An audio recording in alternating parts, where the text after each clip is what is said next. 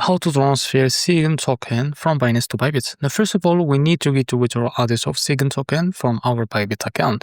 Now, first of all, open the Bybit app and make sure to log into your account. Now tap on assets. And now, as you can see here, tap on deposits. And now click on deposit crypto. Now in the search bar, just type SIGN like that. So after you find your token, now click on it. And now as you can see here, select the network that you want to set it. Now, first of all, or for example, or I suggest to select the BIP20 Binance Smart Chain. Now, just copy the withdrawal address. Now, go back and open your Binance app. Now, after you open the Binance app, make sure to log into your account. Now, tap on Assets. And now from the top bar, select the spots. And now, select the withdrawal. And now, in the search, now type SIGN. So, after you find the token, now just click on it. Now click on Send via Crypto Network.